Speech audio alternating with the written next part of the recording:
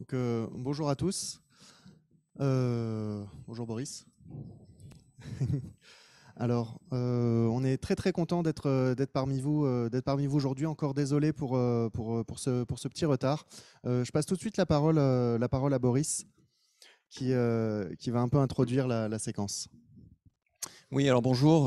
Vous avez dû voir sur le programme que le thème que nous avons choisi de traiter est celui des compétences du XXIe siècle et surtout la question en fait de comment aujourd'hui la question des soft skills s'inscrit dans des changements beaucoup plus larges, voilà, qui sont ceux de la transformation de la société. On va aborder ça en fait sur une conférence qui va être faite à deux voix, hein, comme vous avez deviné. Donc peut-être déjà un petit mot sur chacun d'entre nous, enfin, pour commencer. Oui, alors bon, je suis désolé. Est-ce qu'on peut avoir la présentation? Parce qu'on n'a pas de visuel là. Merci. Les inconvénients du direct, ça s'appelait l'effet Bonaldi en fait quand j'étais plus jeune. Ah bon? Ouais, Ah bah oui, pour ceux qui tout à se fait, souviennent tout à fait. de Bonaldi sur Canal+. Il faisait quoi déjà?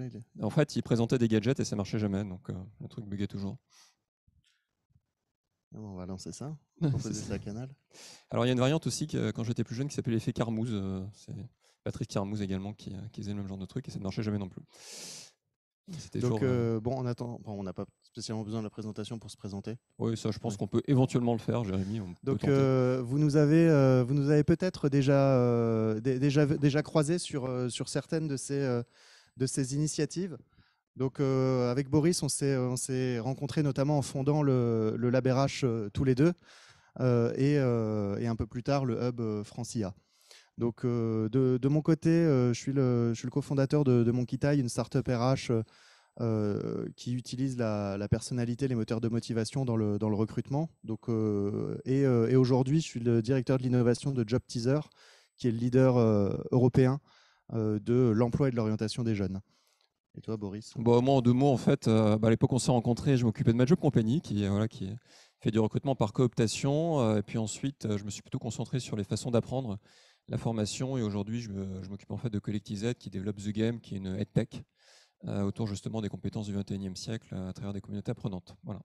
Et donc, ce qui nous réunit vraiment, Boris et moi, c'est cette ambition autour du potentiel humain et de l'intelligence collective. Comment est-ce qu'on peut aider le plus grand nombre à développer leur potentiel et à le mettre en réseau pour créer toujours plus de valeur, non pas juste économique, mais socio-économique. Voilà, tout à fait. Donc, alors, je sais pas comment, du coup, ouais, si tu veux passer la suite. Ah oui, Ouais, d'accord. tu vois. Ouais, on peut faire comme ça, si tu veux. On peut même rester debout, hein, peut-être c'est plus Ouais, on simple. va rester debout, ce sera plus Moi, simple. j'aime bien circuler un peu, donc ça me dérange pas de faire comme ça. Bon, je pense que le public a perdu la presse. Ah, mais comment on fait sans presse? Ah. Bon, alors il faut savoir que Boris et moi, ça fait maintenant presque 7 ans qu'on bosse ensemble, on n'a jamais fait une presse. C'est la première fois qu'on fait une presse, Covid oblige, C'est vraiment pour on vous, hein, parce que s'adapte. franchement, moi, personnellement. On s'adapte, on est beaucoup plus à l'aise dans le déroulé, ce qu'on appelle le déroulé fluide, pour la simple et bonne raison qu'on est incapable de suivre une présentation de base. Non, mais dans 10 minutes, on commencera à faire des blagues et à partir. C'est ça. Donc là, Dévisser complètement, mais on est bon. on est sur un timing un peu contraint, donc on va faire l'effort. Et puis cette présentation, en plus, elle aura le mérite de présenter certains concepts qui pourront être utiles par la suite. Ceux qui le voudront, on pourra vous envoyer ce support. Donc, tout d'abord, en fait, sur le sujet d'aujourd'hui, quand on parle des compétences du 21e siècle, on parle de beaucoup de choses. Et quand on parle des compétences du 21e siècle, en vrai, vous pouvez faire la liste de soft skills que vous voulez, c'est à peu près ça. Donc, le sujet, c'est pas tant cette fameuse liste de compétences ou de comportements ou autre chose que de comprendre le contexte. Que de comprendre le contexte. Euh, Derrière ces compétences du 21e siècle, il y a toute une société qui émerge. Et la question, c'est est-ce que l'humain doit changer? Est-ce que la société doit s'adapter ou est-ce que c'est quelque chose entre les deux? Et quand j'ai fait mon doctorat sur les compétences du 21e siècle, parce que ça existe, j'ai fait un truc comme ça. Et le sujet, c'était vraiment de comprendre, en fait, euh, au-delà des compétences, c'est pourquoi finalement certaines compétences étaient aujourd'hui plus importantes que d'autres. Et totalement par hasard, en discutant avec des chercheurs canadiens, des chercheurs australiens sur des sujets très très différents, on a commencé à identifier ce qu'on a appelé des leviers des forces. En fait, on s'est rendu compte que quelle que soit la civilisation, c'est-à-dire notre civilisation, que ce soit les Incas, que ce soit les Romains, peu importe, quelle que soit la civilisation, en fait, les civilisations évoluent toujours de la même manière. Il y a 5 leviers qui sont communs et qui, à chaque fois, poussent l'humain à évoluer d'une certaine manière. Et en fait, c'est des leviers propres à l'humain. Le premier, par exemple, c'est le besoin d'accéder à de l'information. Quels que soient les individus, on a tous besoin d'accéder un jour à de l'information. Et donc, cette information, on y accède de plein de manières différentes. Mais si on prend un peu l'histoire, on se rend compte que, par exemple, ce besoin d'accéder à l'information, cette notion d'information est tellement critique que l'histoire avec un grand H commence à partir du moment où on a les premiers écrits. Et ça, c'est quelque chose d'assez critique. On a connu des milliards d'innovations dans notre société. Pourtant, tout le monde a en tête l'invention de l'imprimerie par Gutenberg. Bon, même si on sait que c'est les Chinois en vrai qui l'ont fait près de 1000 ans avant, c'est pas grave. Le sujet, c'est de se dire en fait que c'est des choses qui ont tellement marqué notre société que c'est des repères communs qui structurent vraiment notre connaissance du monde. Internet a révolutionné l'accès à l'information.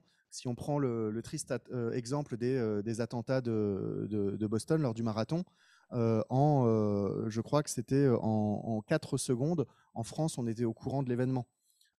Des choses vraiment inédites. Et cet accès à l'information, en fait, il ne change pas que la société de manière générale, il change les organisations. C'est juste qu'il y a une vingtaine d'années, dans l'organisation, l'information, c'était un peu le pouvoir. Le manager avait l'information et les autres n'avaient pas besoin d'avoir l'information. On en parlait ce matin encore avec quelques personnes. Et aujourd'hui, on peut très bien avoir un stagiaire qui arrive dans une boîte avec plus d'informations sur un sujet que la boîte traite que son manager ou que son N+2. Aujourd'hui, on peut voir le CV de son N+17, ce qui étaient des choses qui étaient complètement impensables il y a encore une quinzaine d'années. Donc on a vraiment aujourd'hui une transformation de ce rapport à l'information. Et en fait, et on va voir que c'est un peu le point commun avec tous les autres leviers, c'est qu'on a créé une manière d'accéder rapidement, simplement à de l'information. On a encore un petit truc à résoudre qui est s'assurer que cette information soit de qualité, qu'elle soit viable, valable. C'est pour ça que les gros acteurs digitaux mènent un combat monstrueux contre les fake news, par exemple, parce qu'ils savent que c'est le truc à craquer. Mais ce besoin d'accéder à l'information, ce qui nous prenait beaucoup de ressources avant, passer sa journée à la bibliothèque ou je ne sais pas quoi, c'est aujourd'hui, en fait, en un clic, on a l'information qu'on veut à peu près. Et ça, c'est important. Donc, ce ne serait pas déconnant de créer une boîte dont le business model serait autour de permettre d'accéder à n'importe qui, d'accéder à n'importe quelle information, et qui s'appellerait Google, par exemple. Donc ça, c'est la première force. Bon, je vous les mets tout de suite. De toute façon, vous les avez déjà vus. Mais ensuite, on a la connexion aux individus. Pareil, historiquement, l'être humain a toujours eu besoin de se connecter aux autres. Et ça, pour 2 raisons, hein, un besoin biologique et un besoin transactionnel. D'un point de vue biologique, on a besoin de se connecter à d'autres humains pour se reproduire, mais aussi simplement pour pouvoir survivre. En fait, les interactions humaines génèrent de l'ocytocine, qui est une sorte d'hormone du plaisir social. Si on ne génère pas cette hormone, en fait, on peut tomber dans des cycles dépressifs, suicidaires, enfin des choses très graves, et globalement même qui impactent la santé ensuite, puisque ça joue sur la sécrétion de tout un tas d'autres hormones et même sur le système immunitaire. Donc biologiquement, on a besoin de se connecter aux autres. Et ensuite, d'un point de vue transactionnel, on a besoin de se connecter aux autres parce qu'on veut des informations, des biens ou des services.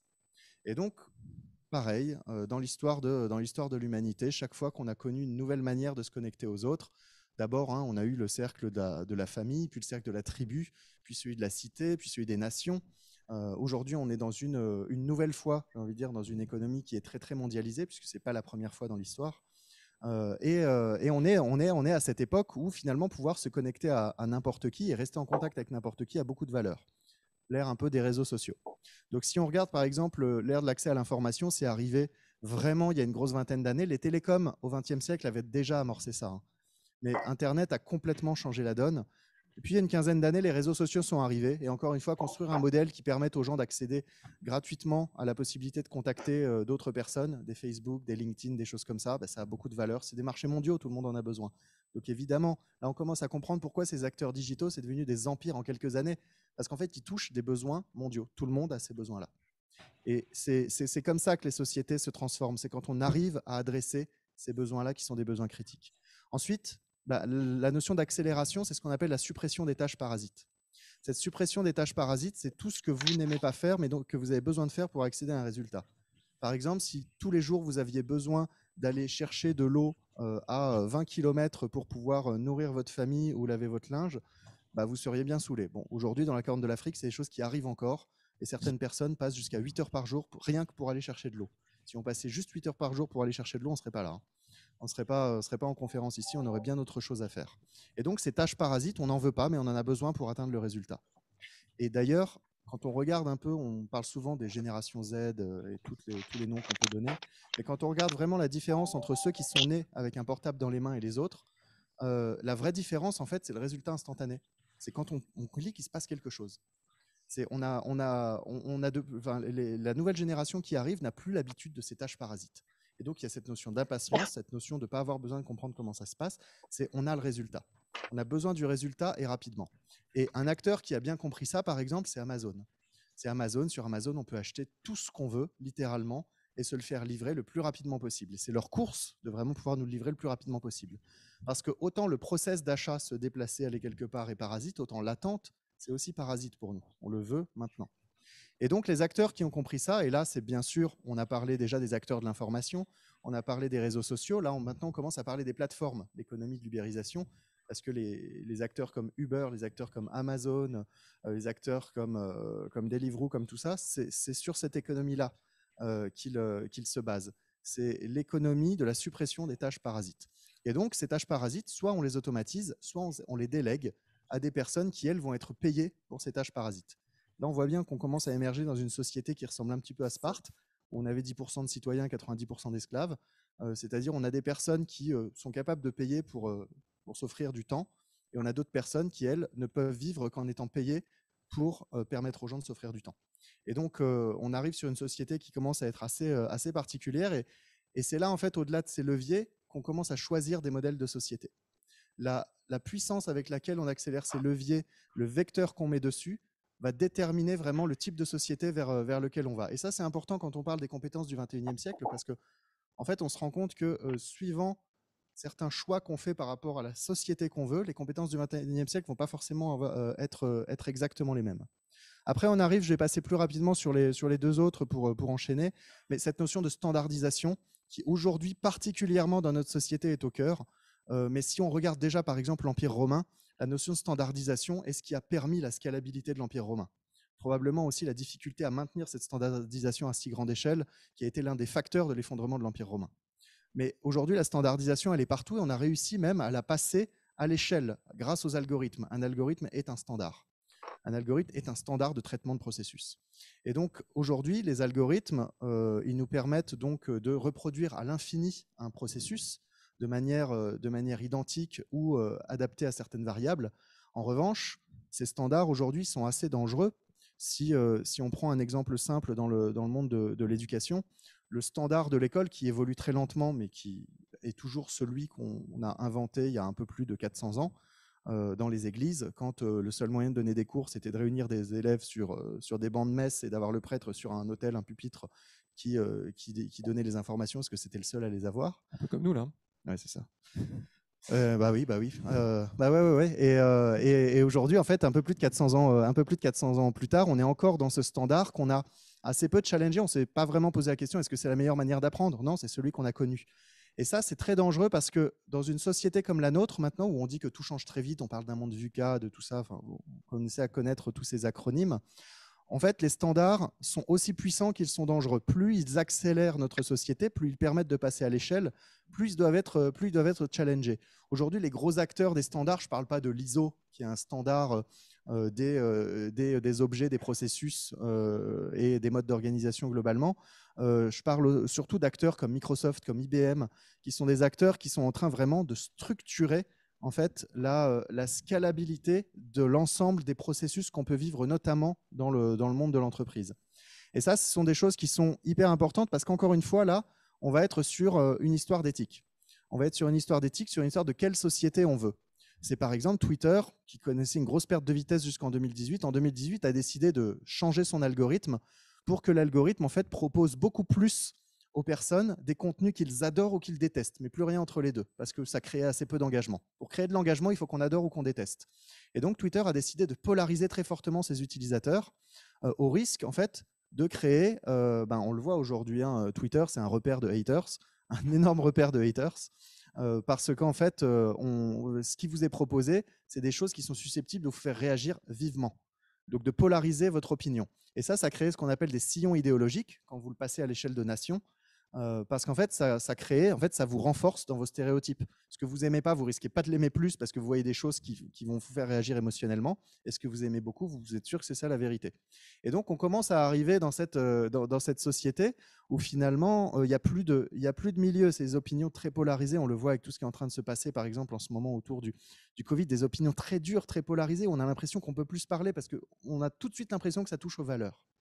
Et donc, ça, c'est beaucoup lié à ce que sont en train de faire les algorithmes, que ce soit sur Netflix, que ce soit sur Twitter, que ce soit sur LinkedIn, partout. Pour créer de l'engagement, il faut créer de l'émotion. Et pour créer de l'émotion, il faut polariser. Donc ça, ce sont des choses aujourd'hui, pareil, il faut se poser la question de ce qu'on veut. Et encore une fois, ça change. Par exemple, si on n'allait pas aussi loin dans cette standardisation de la pensée et ce besoin d'engagement, on n'aurait pas forcément besoin des mêmes compétences.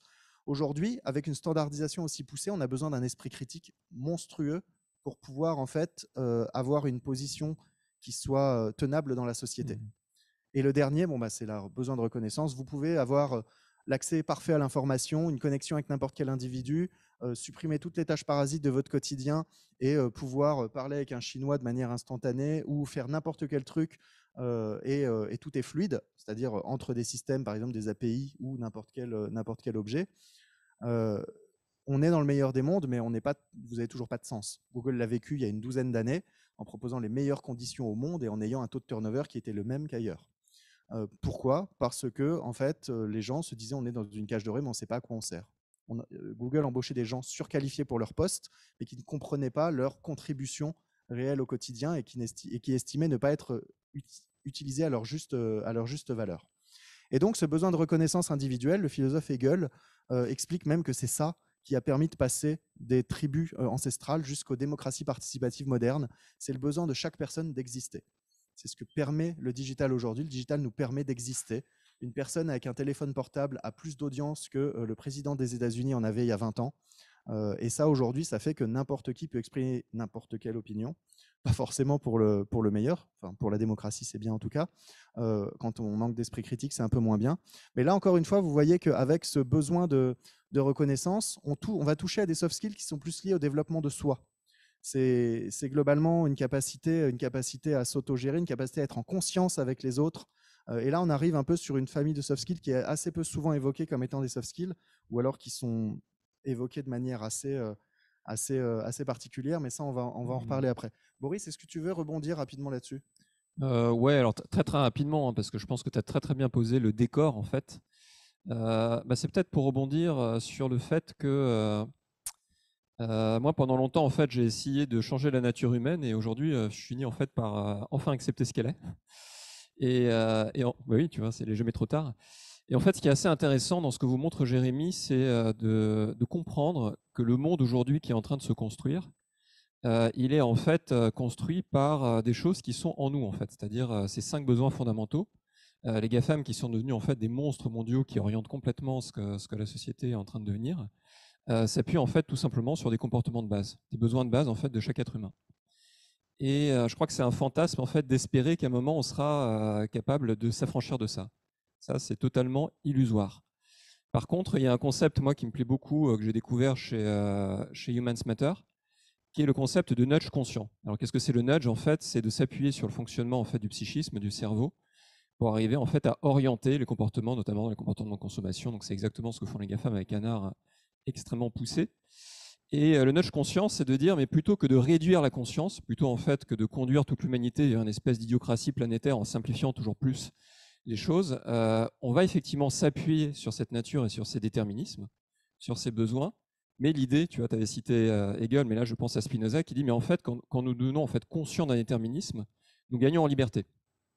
Et Spinoza disait, c'est le passage du premier genre de connaissance, qui est une connaissance confuse, qui est une connaissance par opinion, etc., à une connaissance véritable des choses. C'est tout l'enjeu, c'est comment est-ce qu'on va réussir en fait à prendre tout ça en considération, mais à jouer complètement différemment avec ces leviers-là. Et donc, en fait, là, on a parlé des GAFAM, Google, Apple, Facebook, Amazon, Microsoft. Mais aujourd'hui, ce n'est pas que eux qui font l'économie. L'économie, aujourd'hui, elle est composée par des milliers, des millions d'acteurs qui comprennent ces logiques-là, qui les utilisent et qui les amplifient. Et donc, en fait, on est dans une société qui est en train de s'amplifier sur des dogmes qu'on n'a pas forcément choisis, mais qui sont en train de vraiment de créer une société assez particulière. D'ailleurs, par exemple, quand on parle des compétences du XXIe siècle, il faut savoir que le terme a été créé par Cisco, Microsoft et IBM. Donc, enfin, je reviendrai dessus un peu tout à l'heure, mais ce qui est en train de se passer, c'est quelque chose qui est, si on écoute les GAFAM, inéluctable, au point pour eux d'arriver à une singularité, ce qui est encore autre chose. On ne va pas entrer dans le transhumanisme aujourd'hui. Mais en tout cas, on arrive un peu dans un modèle de société où l'humain, tel qu'il a été au XXe siècle, n'est plus suffisant pour être acteur de la société, ne serait-ce que pour être acteur de la société. Aujourd'hui, l'humain peut être consommateur, mais très rapidement, en fait, il pourra même plus être acteur ni même consommateur dans une société en fait qui devient beaucoup trop a priori complexe parce que tout nous pousse à ne plus la comprendre. Si on prend un truc un peu plus terre à terre, la demande en compétences. Donc, depuis 1970, en fait, on a deux grands types de compétences. Les compétences routinières, les compétences non routinières. Les compétences routinières, c'est ce qu'on fait toujours de la même manière. Ça va être visser un boulon, ça va être faire un calcul.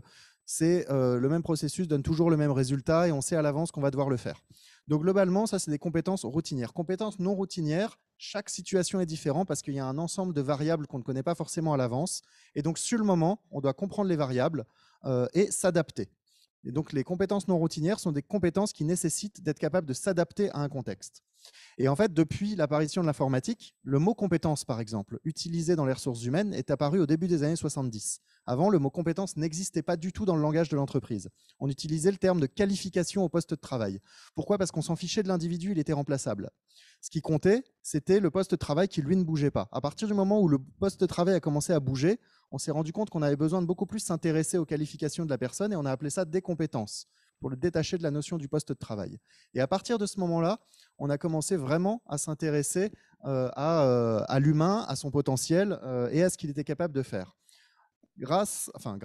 Avec, il n'y a pas d'opinion là-dedans, avec l'apparition de l'informatique, de l'automatisation, de la digitalisation, on a une augmentation des compétences non routinières de 40% sur les 50 dernières années, tandis qu'on a une diminution de 20% des compétences routinières sur les 50 dernières années. Pourquoi une diminution que de 20%? Parce qu'avant ça, on a eu la révolution industrielle qui avait déjà fait quand même pas mal le boulot, sur les compétences routinières notamment. Et donc, en fait, aujourd'hui, le digital, c'est bien sûr sur l'automatisation, des tâches. Mais ce qu'il faut comprendre, c'est que ça joue vraiment sur ces deux sujets, compétences routinières, non routinières. Et donc, dans les soft skills, vous pouvez mettre tout ce qui est compétences non routinières et d'autres choses, notamment, qu'on va voir après. Alors là, on va passer un petit peu à un autre niveau logique qui est, là vraiment, Jérémy, vous nous avez offert un super panorama en prenant beaucoup de hauteur sur ce qui est en train d'arriver à toute l'humanité depuis déjà pas mal de temps. On va un peu plus se concentrer maintenant sur les impacts que ça a au niveau des organisations et des modèles organisationnels. Donc, en fait, par rapport à ça, il y a plusieurs choses déjà à considérer. C'est que les organisations, un petit peu comme les individus, si vous voulez, sont soumises à une évolution dans le temps. Vous voyez, c'est comme les espèces qui changent. Et alors, il y a notamment un livre que vous connaissez peut-être, qui est extrêmement intéressant sur le sujet, voilà, donc j'en parlais effectivement juste après. Donc, alors, effectivement, il y a ce modèle-là aussi. Je dis un petit mot supplémentaire là-dessus. C'est sur la question en fait si vous voulez, en fait, des modèles organisationnels et qu'est-ce qui est sous-tendu par rapport à toutes ces transformations. Donc, tu as déjà dit un petit peu, tu as déjà posé tout le décor autour de ça. Vous voyez en fait sur ce schéma qu'il y a deux modèles. Il y a un modèle en fait qui ressemble assez à un organigramme d'organisation classique, c'est ce que vous connaissez bien avec voilà, le COMEX, le top management, etc., etc. Et à côté, en fait, à droite, vous avez le réseau. Donc ce modèle, en fait, là que je vous présente, il y a une discipline dans les sciences qui s'intéresse à comment est structuré en fait le modèle d'information dans une organisation et comment l'information est diffusée. Ça s'appelle la cybernétique. Et en fait, quand vous demandez à des cybernéticiens, mais finalement, c'est quoi le modèle le plus efficace pour une organisation pour se structurer, ben, ils vont vous dire en fait, il n'y a pas de modèle plus efficace dans l'absolu. Ça dépend en fait de ce qu'on appelle le coût marginal de transmission de l'information.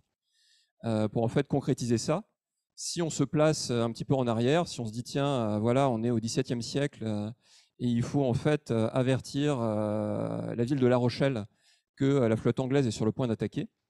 Là, un cybernéticien va vous dire bah, la meilleure manière de le faire, en fait, c'est le modèle qu'on a à gauche, c'est-à-dire effectivement, c'est ce qu'on appelle une arborescence linéaire, c'est-à-dire un système en pyramide. Pourquoi ? Parce que ça coûte très cher en fait de transmettre une information. Il faut envoyer un homme à cheval de Paris à La Rochelle, et parce que c'est cher, en fait, on ne peut pas se permettre d'aller consulter, de faire de la démocratie participative, comme tu disais. Il faut effectivement que les gens qui prennent les décisions pour que ça soit efficace soient en fait un tout petit nombre. Si par contre le coût de transmission de l'information s'effondre complètement, c'est-à-dire que ça coûte pratiquement plus rien d'envoyer une information, ce modèle-là est beaucoup moins intéressant. Il est beaucoup moins, si vous voulez, efficient, pour la simple raison que ce qui va devenir beaucoup plus efficace, ça va être finalement en fait, d'aller consulter le collectif, de vraiment prendre en fait, en compte toute la connaissance qui est dispersée à l'intérieur d'une communauté, par exemple. Et là, en fait, c'est le modèle en réseau qui va être beaucoup plus efficace. Alors, pourquoi je vous dis tout ça ? C'est simplement pour expliquer que ce qui se passe finalement avec, et encore une fois sans porter jugement, ce qui se passe avec ces révolutions de l'information, c'est que finalement, le coût de transmission de l'information s'est complètement effondré sur un temps extrêmement court. À l'échelle de l'humanité, vous voyez, 20 ans, 25 ans, ça représente quasiment rien, c'est une respiration. Et en fait, par contre, les modèles décisionnels dans lesquels on est encore aujourd'hui sont des modèles en fait, de type arborescence linéaire, c'est-à-dire en fait des modèles de pyramide de pouvoir. Et ça explique énormément de choses par rapport à ce que vit la société aujourd'hui sur ce clash en fait entre ces anciens modèles de fonctionnement et sur les attentes qu'on a de plus en plus aujourd'hui, parce qu'on voit bien en fait qu'on pourrait complètement décider, choisir, faire remonter les idées différemment. Donc là, ce que tu es en train de dire, Boris, c'est que globalement, quand on a un coût marginal de transmission de l'information qui est quasi nul, en fait, on est dans un système très décentralisé, on peut être dans l'intelligence collective, mais qu'aujourd'hui, les organisations ne sont pas encore là parce qu'elles n'ont pas encore ce schéma de pensée-là, c'est-à-dire de mettre en place les moyens qui permettent de réduire drastiquement le coût de transmission de l'information dans l'organisation. Ouais, c'est ça, et d'ailleurs tu l'avais dit tout à l'heure, c'est qu'on a tendance en fait à envisager le futur à partir des canevas du passé. C'est-à-dire que ça a fonctionné pendant très longtemps d'une certaine façon, et en fait aujourd'hui on pourrait fonctionner d'une façon différente, mais il faut réussir à s'affranchir effectivement de ces schémas du passé. Une preuve de ça, c'est que très vite en fait, quand Internet a déjà commencé à connaître ses toutes premières phases de développement, il y a eu l'apparition de ce qu'on appelle les communautés open source. Et les communautés open source, en fait, aujourd'hui, il y en a qui sont énormes. Il y a plusieurs millions de développeurs à l'intérieur de ces communautés, fonctionnent sur des systèmes complètement décentralisés. Pourtant, la très grande majorité des organisations aujourd'hui ne fonctionnent pas sur des systèmes décentralisés. Donc, tout l'enjeu, en fait, c'est comment on fait pour aujourd'hui accompagner en fait, ces transformations-là et aller vers des systèmes qui sont des systèmes plutôt distribués en réseau. Alors, est-ce que ça veut dire qu'il n'y a jamais de chef ? Alors, en fait, c'est un peu plus compliqué que ça parce que même dans les fonctionnements en réseau, vous avez des nœuds, en fait, etc. Et même, d'ailleurs, c'est intéressant parce que dès le début des communautés open source, on a vu, en fait, qu'il n'y avait pas de chef, mais il y a des influenceurs, etc. Donc, en fait, il y a d'autres structures plus informelles d'influence et de pouvoir qui existent. Donc voilà. Là, c'est important, c'est-à-dire qu'on n'a pas le statut, on n'a pas le mandat du pouvoir. En revanche, on en a un peu tous les comportements, les attributs, les attitudes. Donc, ça se transcrit. Là, on parle par exemple de soft skills. Cette capacité à influencer, elle va devenir clé dans les systèmes décentralisés. Tu as tout à fait raison. C'est-à-dire que ça va être moins des questions, en fait, effectivement, de statut formel que des questions de réputation, que des questions d'influence, etc. Mais on va être quand même beaucoup plus centré, et ça c'est intéressant, sur la création de valeur effective, plus que sur voilà, une vision un petit peu a priori de ce qu'est cette valeur. Donc tu nous parlais d'un petit bouquin. Oui, alors pardon, j'étais allé directement là-dessus, mais effectivement, alors ce livre-là, je sais pas, un vote à main levée très rapide, en fait, qui connaît Reinventing Organizations? Oui, quand même, donc presque la moitié. Alors ce livre est un petit peu devenu un fondement en fait de ces nouveaux modèles organisationnels. Frédéric Laloux, en fait, c'est un consultant de McKinsey qui a complètement quitté ce monde-là. Il y a 5 ans, il s'est lancé sur une étude un petit peu de la théorie évolutionniste des organisations. Donc il est allé comme un bon Sherlock Holmes à travers le monde, rencontrer des organisations qui aujourd'hui essaient d'aller vers ce nouveau modèle dont je vous ai parlé, qui fonctionne plutôt en réseau de façon plus inclusive. Et reprendre des travaux qui existaient déjà depuis les années 70. Oui, alors c'est pas nouveau tout ça, tu as complètement raison. Hein. C'est pas nouveau. Il y a très peu de choses dont on vous parle qui sont complètement nouvelles, hein, à vrai dire. Hein. Je veux dire, voilà. De façon générale, les chercheurs de l'après-guerre ont déjà commencé à explorer un peu toutes ces choses-là. Ouais, et globalement, je vais même aller plus loin. C'est si vous cherchez à comprendre ce qui est en train de se passer aujourd'hui et si vous cherchez de la matière solide, moi, je n'irai pas la chercher dans ce qui s'est produit ces 20 dernières années, j'irai la chercher dans ce qui s'est passé fin des années 60 et années 70, au moment vraiment de l'émergence de la sociodynamique et de tous ces concepts-là, parce que c'est vraiment là qu'on a été capable de penser les vraies transformations. C'est sur une désindustrialisation très forte, une apparition des vraies ruptures technologiques. Et c'est à ce moment-là vraiment que les chercheurs ont été le plus en lien avec les organisations. Et qu'on a pu avoir des organisations comme Danone, comme Michelin, qui se sont complètement transformées. À l'époque, en fait, on ne pouvait pas virer les gens comme ça. C'était le plein emploi.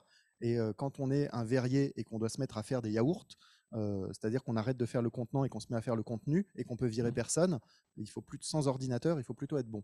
Et donc, les ressources humaines à cette époque-là, c'était vraiment des transformateurs et des personnes très, très intéressées par le potentiel humain. Et donc, toutes les grandes transformations sont apparues dans les années 70 et tous les grands écrits sur les transformations viennent de là. Ce que reprend Laloux là, par exemple, c'est des choses qui ont été écrites dans les années 70 avec je pense, une touche un peu plus philosophique à l'époque. Oui. Bah, en fait, si tu veux, Laloux, surtout l'intérêt, c'est que quelque part, il va un petit peu explorer les entreprises qui aujourd'hui incarnent ce modèle-là. Effectivement, en soi, c'est pas nouveau. Et même si on voulait aller un peu plus dans cette direction, mais ce serait quasiment une autre conférence, on pourrait en fait observer que dans l'histoire de l'humanité de façon générale, ces deux tendances à la centralisation, à la décentralisation, en fait, elles-mêmes sont pas du tout nouvelles.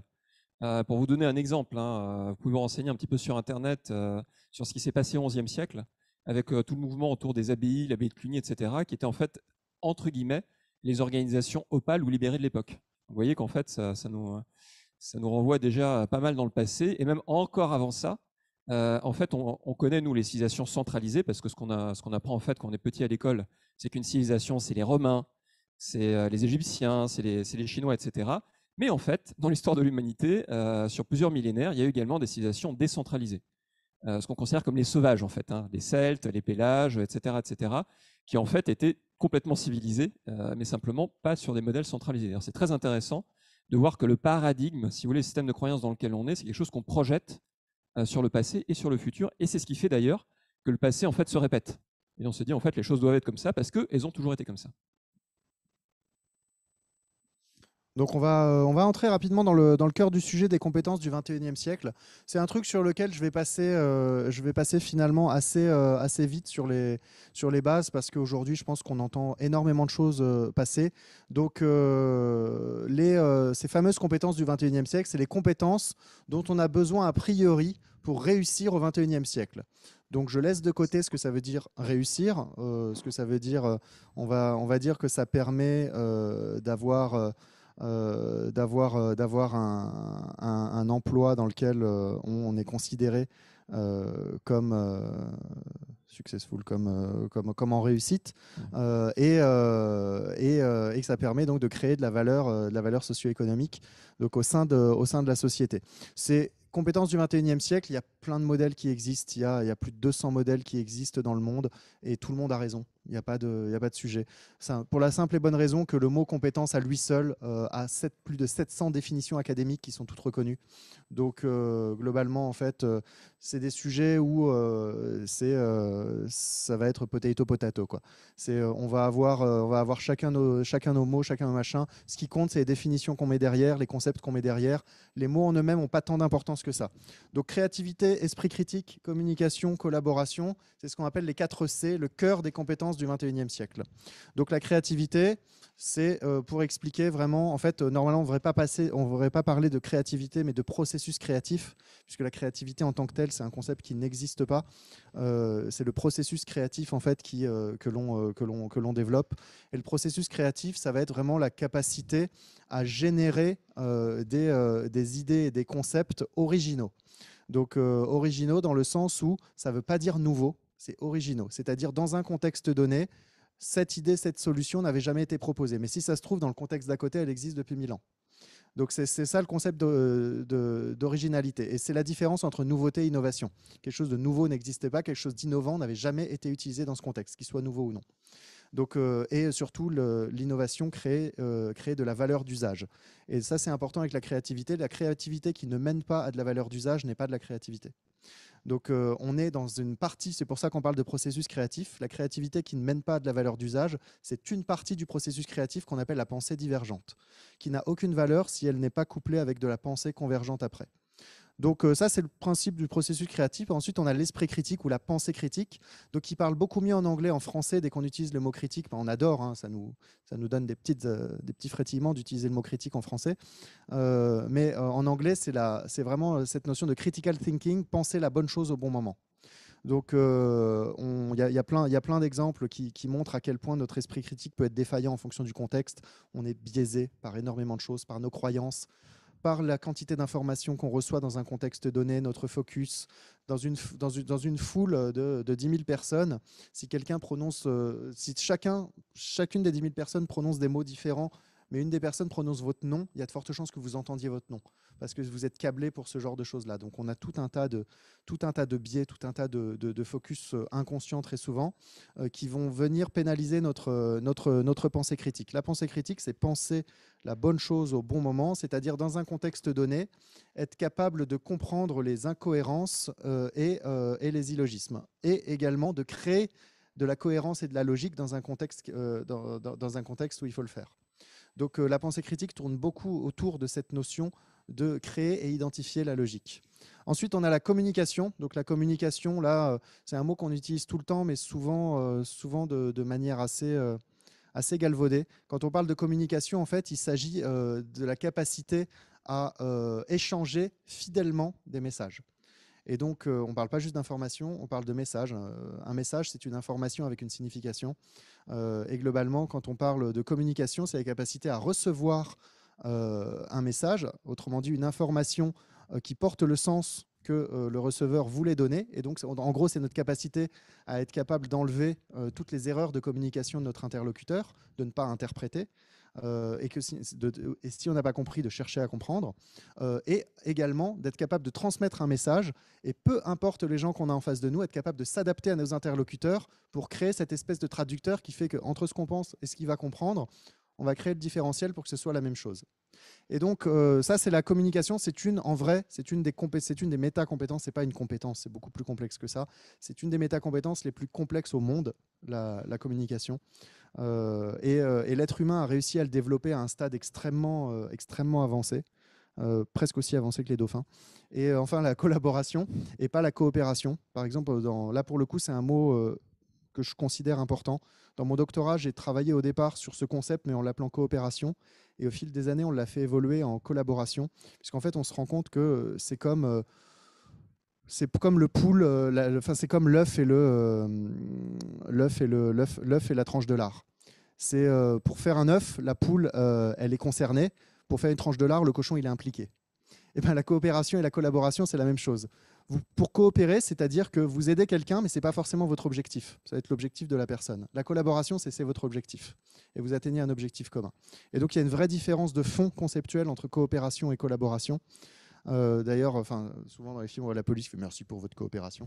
Bah, voilà, vous en avez rien à taper, vous l'avez fait parce qu'il fallait le faire, quoi. Et donc la collaboration, c'est quelque chose de très inclusif, très différent. Et là, en revanche, qui fait appel à toutes les autres compétences. Donc c'est pour ça que les mettre en vrai sur le même niveau logique, c'est assez particulier.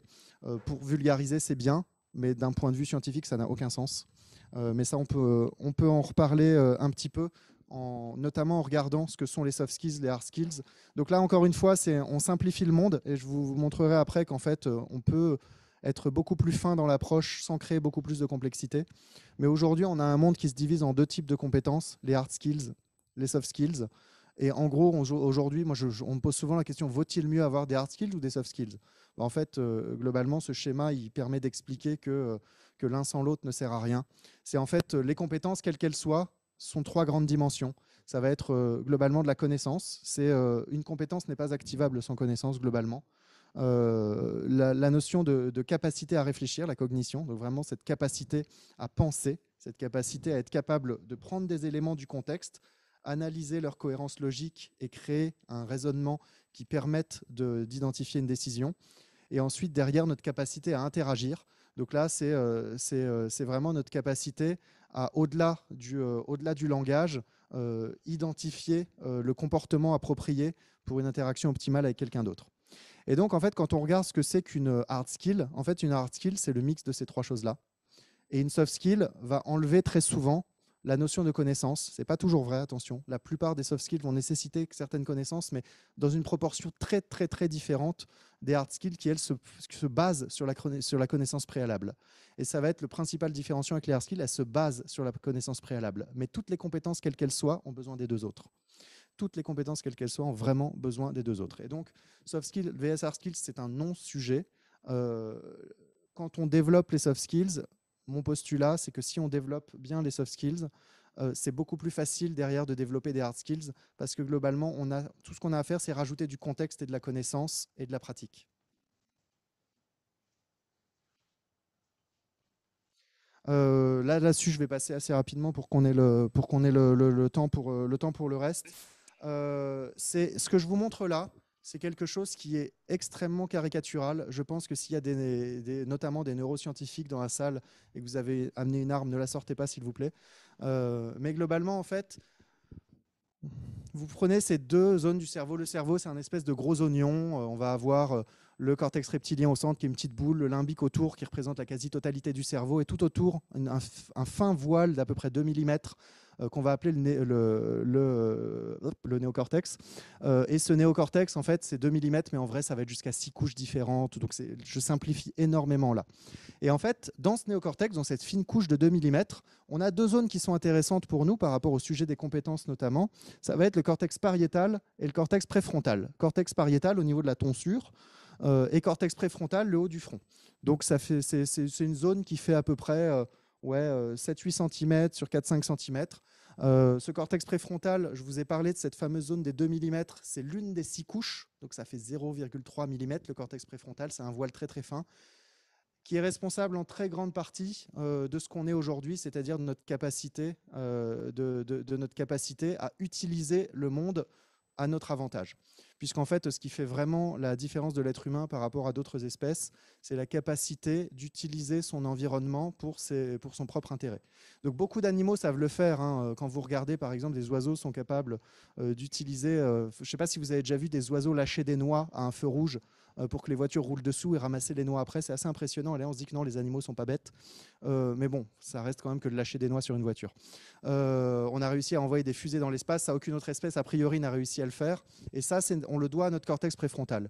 Notre cortex préfrontal, il permet de prendre les informations qui arrivent de l'extérieur, les traiter, les comparer avec tout ce qu'on a déjà en base et créer un raisonnement logique. Ça, c'est le cortex préfrontal. Et réguler nos émotions et tout un tas d'autres choses. Le cortex pariétal, lui, et là, ce n'est pas une zone en particulier. En vrai, c'est beaucoup plus complexe que ça. Hein. Je rappelle que je simplifie. Donc, le cortex pariétal, lui, va plutôt être en charge du stockage de l'information et de la maîtrise des processus routiniers comme le langage, comme tout un tas de choses qu'on apprend. En gros, pour faire très simple, tout ce que vous apprenez dans votre vie, ça va être stocké à cet endroit-là. Donc, dans un réseau de neurones très étendu qu'on peut localiser à peu près par là. Donc globalement, si je vous dis par exemple, il y a des gens de plus de 35 ans ici, 1515, vous me dites Marignan, voilà, bah ça vient de là. ça vient de là. Maintenant, si je vous dis, ok, comment est-ce qu'on peut utiliser les apprentissages de Marignan pour identifier la situation géopolitique actuelle en Afghanistan, bah là on n'est plus là, là on va être là. Là, il va falloir comparer des situations, il va falloir réfléchir. Et globalement, on n'est plus dans le pariétal, on va être dans le préfrontal. Donc, c'est la différence entre le pariétal et le préfrontal. Le pariétal, on stocke de l'information, on la ressort telle qu'elle, une clé USB. Le préfrontal, c'est un processeur qui nécessite de prendre en compte des informations de nature très différente pour pouvoir les associer. Et donc, à partir de tous ces travaux, là, je vous sors un modèle qu'on vient de sortir, qui va plus loin que les 4C, qui prend en compte cette notion de pariétal, de préfrontal, sur lequel on travaille depuis près de 2 ans maintenant avec mes équipes, qui est le modèle Esther. Je vous le montre assez rapidement, mais c'est notamment pour montrer un petit peu que les modèles de soft skills actuels sont assez restrictifs ou induisent en erreur. Par exemple, moi, je vois des modèles de soft skills qui parlent d'intelligence émotionnelle. L'intelligence n'est pas une compétence, par exemple. Et l'intelligence émotionnelle, c'est un concept à part entière développé par Goleman et d'autres chercheurs dans les années 90 en opposition au QI. Et donc, quand on développe quelque chose en opposition à quelque chose, il y a toujours des failles derrière. Et l'intelligence émotionnelle est un concept passionnant qui repose sur des choses qui sont vraiment à étudier. Mais la boîte telle qu'elle a été créée aujourd'hui pose beaucoup de problèmes d'un point de vue scientifique. Parce que en fait, on ne peut pas l'actionner telle qu'elle. Et donc, il y a eu beaucoup derrière de philosophie, de spiritualité pour pouvoir le faire passer. La réalité, c'est que d'un point de vue actionnable, en fait, c'est un bloc qu'on ne peut pas mélanger avec les autres blocs aussi simplement que ça.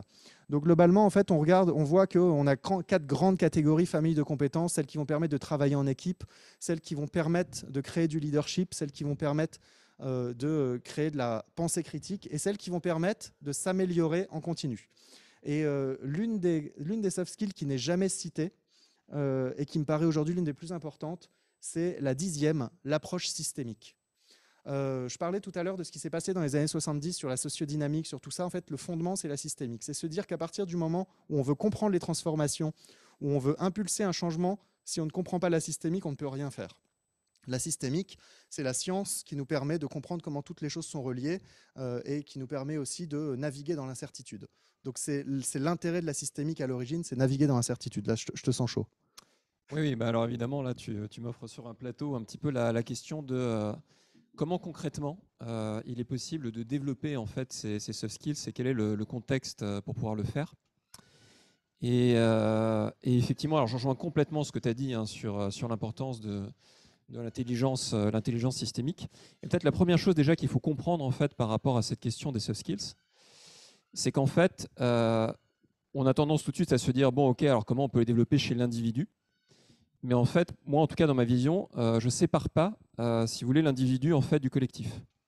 D'ailleurs, dans les sociétés animales, quand vous regardez, en fait, toutes les sociétés où les individus sont plus développés dans les sociétés animales, vous pouvez prendre l'exemple en fait, voilà, des mammifères supérieurs, les singes, les loups, etc., etc. C'est généralement, enfin, c'est même pas généralement, c'est systématiquement en fait, en réalité, des sociétés où il y a une très grande richesse d'interaction.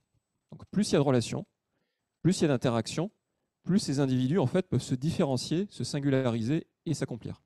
Donc déjà, c'est un premier point qui est assez important. Et en fait, par rapport à ça, sur cette question de c'est quoi les cadres finalement du développement des soft skills, assez vite, en fait, vous allez vous rendre compte que plus vous allez créer en fait, du cadre qui va permettre en fait, de développer ces relations et ces qualités de relations, et plus en fait, l'individu va pouvoir en fait, s'accomplir, s'épanouir et véritablement trouver sa place, son rôle et son identité dans le groupe. Et ça, c'est un point qui est absolument fondamental parce que ces cadres sont souvent absents de la société et des organisations actuelles. Donc, pour vous dire un petit mot en fait, d'un des chercheurs qui pour moi est vraiment un phare dans ces questions-là, c'est alors peut-être que vous avez entendu parler de l'école de Palo Alto, hein, vous savez, aux États-Unis, où un peu toutes ces stars de la psychologie, de la sociologie, du développement humain se sont réunis à un moment en fait pour essayer de mutualiser leurs connaissances. Et l'une des figures de cette école, donc William Schutz, a fait dans les années 60, alors voilà, c'était à la demande initialement de l'US Navy, de l'armée américaine, une grande étude sur la question de savoir ce qui rend un individu, une équipe et une organisation performants. Voilà. Et je te coupe juste un moment, il faut savoir que même le concept de soft skills est né dans l'armée américaine. On était dans les années en 72. En 72, donc les Américains ont tenu un grand congrès en mode sur le pied de guerre en disant il y a des machines qui arrivent et on se demande quelles compétences il faut pour être capable d'interagir avec des machines et qui ne sont pas des compétences des machines.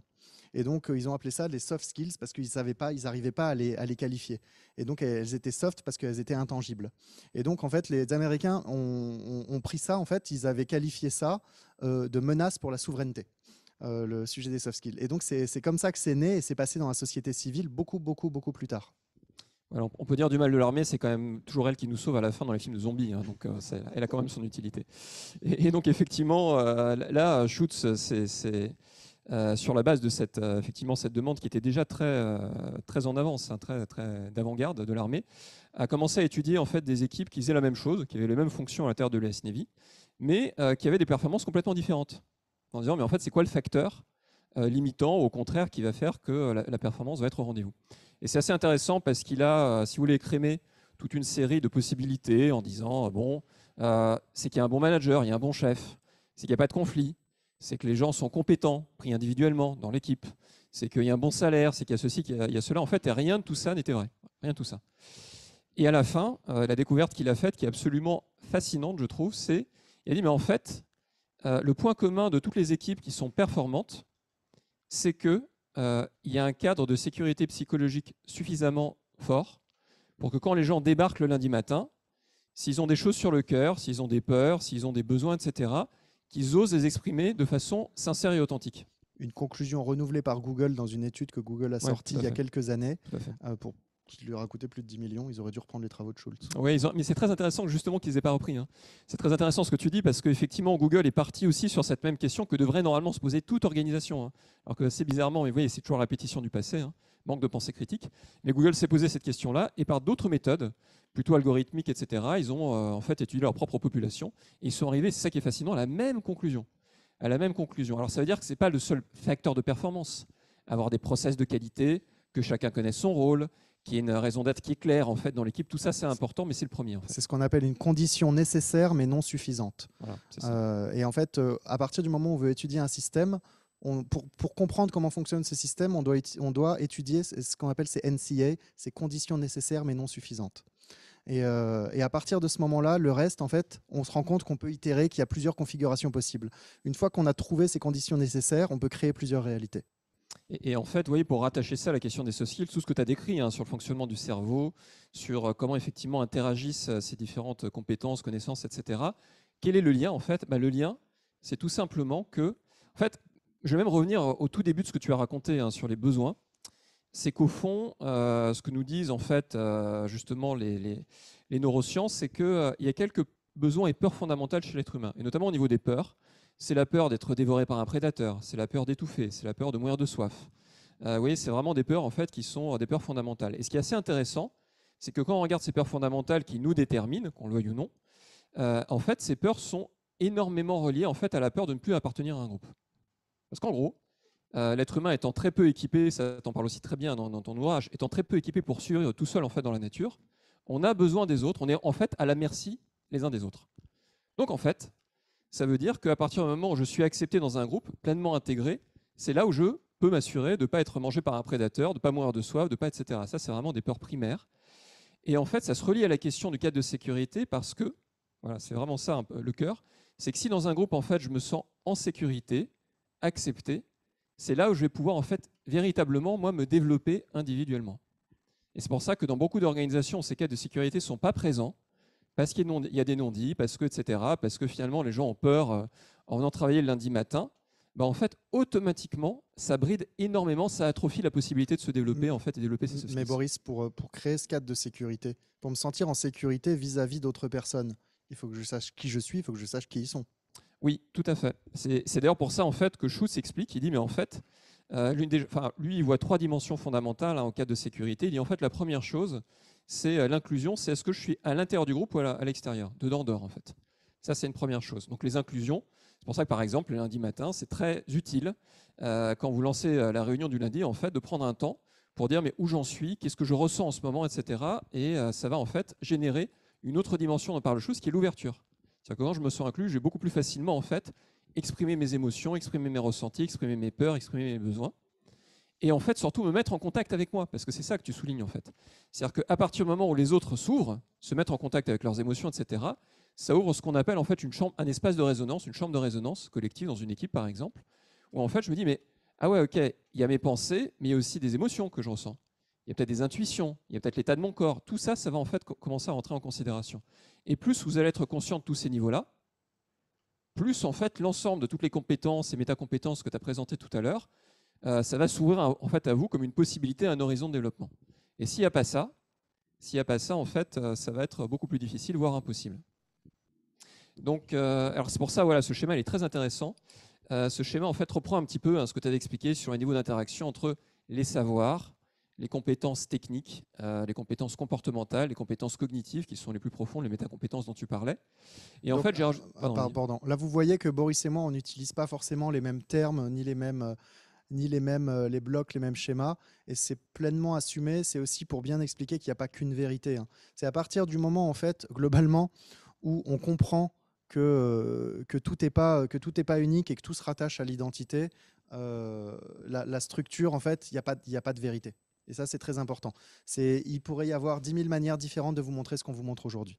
Oui, merci de le dire. Hein. C'est vrai aussi parce qu'aujourd'hui, il y a des centaines de référentiels. Hein, vous verrez, ça va continuer à se développer. Donc ça, c'est simplement un autre prisme, c'est un autre angle que je présente sur le sujet, qui est simplement de dire que finalement, quand on parle en fait de soft skills, ce principal danger que je vois en tout cas aujourd'hui dans les solutions qui sortent autour de ces questions-là, c'est de répéter le passé. C'est simplement de dire finalement faire des soft skills, ça va être d'aménager une petite rubrique supplémentaire sur le CV, ça va être dans les formations qu'on fait depuis des décennies, de simplement rajouter des trucs un peu plus ludiques et un peu plus centrés sur comment je développe ma relation à l'autre, etc. C'est pas ça.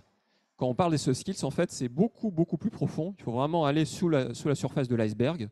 Et ça touche à ces questions des peurs, ça touche à ces questions des besoins fondamentaux de leur expression, ça touche en fait aux questions de l'identité. Vraiment, le niveau le plus profond, en fait, c'est qui je suis. Qui je suis, quelle est ma raison d'être dans cette existence, le sens. Donc après, il y a des gens qui ont beaucoup parlé de ça, comme Viktor Frankl avec l'analyse existentielle. Enfin, il y aurait des tonnes de choses à en dire. Mais en tout cas, c'est simplement pour vous montrer en fait que ça part de l'identité et qu'à partir du moment où en fait, vous créez ces cadres de sécurité, donc c'est aussi relationnel comme question, c'est intrapersonnel, la relation que j'ai vis-à-vis de moi, mais c'est aussi la relation à l'autre. Donc si je suis dans un cadre de sécurité, je vais pouvoir plonger profondément en moi-même. Donc là, je pense que c'est vraiment le point le plus important à retenir de l'intervention d'aujourd'hui. C'est que les soft skills, on peut mettre les mots qu'on veut derrière. On ne peut pas développer les soft skills sans une approche identitaire. C'est-à-dire que, je dis ça parce que j'ai ça en tête, mais la formation Segos d'1 heure pour développer tel ou tel soft skill, sincèrement, moi, j'y crois pas. Ça va vous donner peut-être des petites billes, des petites techniques, des petits machins. On n'est pas dans le développement profond des soft skills. Pourquoi ? Parce que les soft skills touchent à notre manière de réfléchir, d'interagir, autrement dit, notre manière de gérer comment on se perçoit et comment on perçoit le monde et comment on se comporte vis-à-vis de ça. Et donc, sans approche identitaire, on ne peut pas développer les soft skills. En fait, ça va être un petit peu le mot de la fin, parce que je pense qu'en termes de timing, on a complètement explosé le truc. Tu me confirmes, Clément ? Très bien. Donc, alors, il y aurait beaucoup de choses encore à en dire, juste pour terminer là-dessus. On n'est pas allé complètement sur la partie opérationnelle proprement dite. On pourrait dire beaucoup de choses aujourd'hui sur comment on peut le faire concrètement, sur quel format, etc. Moi, c'est assez fascinant, juste pour dire un petit mot là-dessus. C'est une organisation avec laquelle je travaille, l'IPI. En fait, le patron de cette boîte, Frédéric, m'a dit mais toi, en fait, Boris, ce que tu fais, c'est du néo-archaïsme. Alors, j'ai adoré en fait cette expression parce qu'effectivement, moi, ce qui me fascine, c'est de voir en fait que toutes les clés du développement des compétences du XXIe siècle, ça existait déjà il y a des centaines de milliers d'années, à l'époque des chasseurs-cueilleurs, qui devaient survivre dans la nature et qui en fait ne pouvaient pas se permettre de garder un quelconque process qui n'était pas performant et efficace pour la survie au quotidien. Et en fait, encore aujourd'hui, vous pouvez voir les San en Afrique, les aborigènes, etc. C'est encore des modes de vie qui existent. C'est très intéressant parce que ce sont des sociétés qui ne s'effondrent pas, contrairement aux civilisations, et qui en fait ont à peu près toutes les clés du développement des soft skills. C'est toute la question pour moi, c'est comment on le transpose aujourd'hui. Ouais, et je vais même aller plus loin. On remarque que dans ces tribus anciennes qui persistent encore aujourd'hui, on a un respect démesuré des anciens qu'on a perdu complètement dans nos sociétés. Ouais. Et pourquoi ? Parce que dans ces sociétés-là, il y a un TEDx excellent qui explique ça. Ouais. Dans ces sociétés-là, en fait, les anciens sont ceux qui ne se sont pas trompés. Puisque dans un monde comme ça, se tromper, c'est mourir. Donc les anciens sont ceux qui ont réussi à plein de fois ne pas se tromper. Et donc qui ont réussi à apprendre, s'adapter et qui sont aujourd'hui là pour transmettre. Et le respect des anciens est lié à ça, c'est que dans notre société aujourd'hui, on est ancien, on se trompe, on a un parachute doré.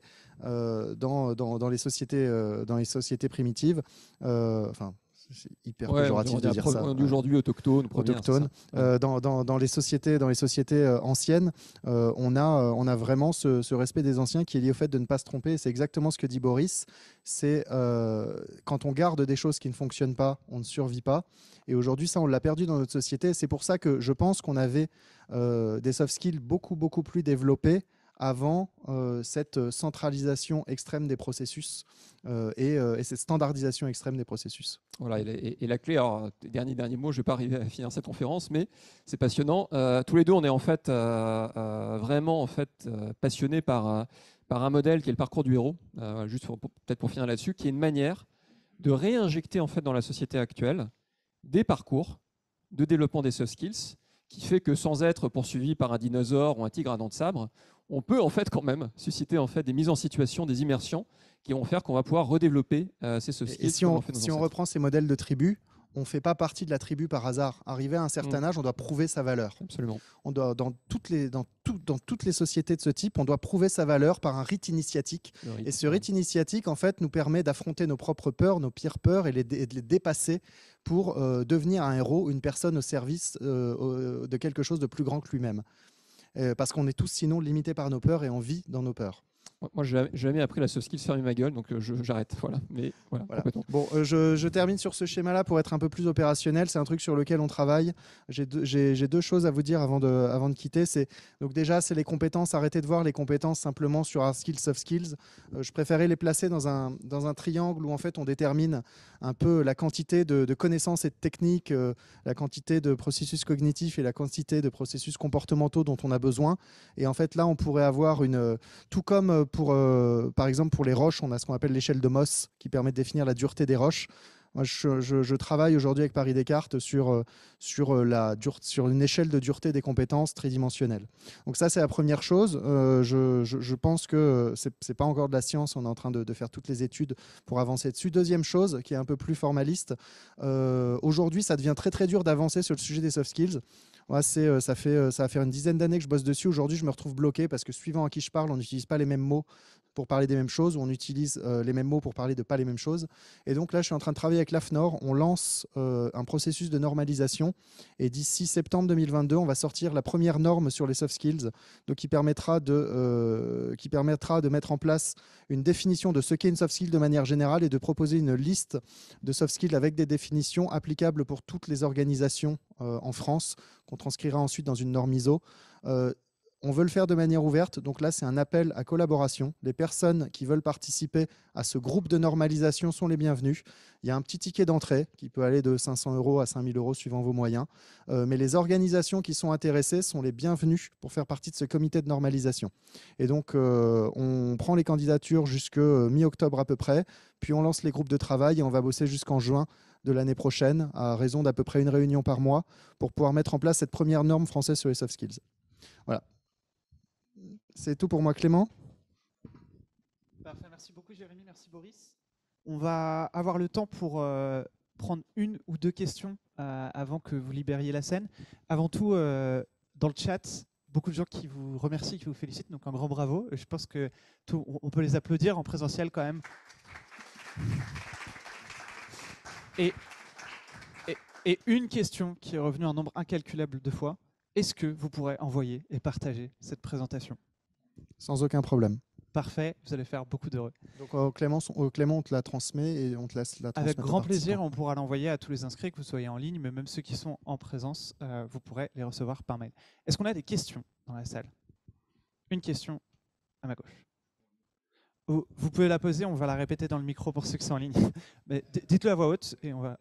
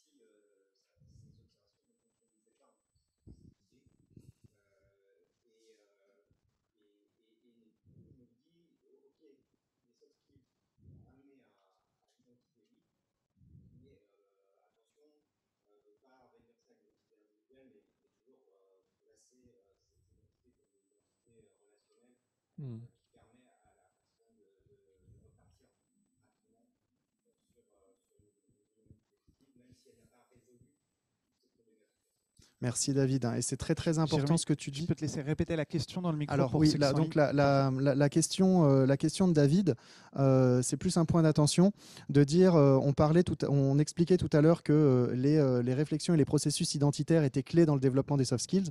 Et David a un contre-exemple en disant qu'il a vu des personnes éloignées de l'emploi revenir très rapidement dans l'emploi sans forcément un processus de ce type et être performantes. Et donc, est-ce que ça limitait pas un peu ce qu'on disait sur la notion d'identité, qu'il fallait pas limiter l'identité à la personne, mais aussi à sa relation avec son environnement?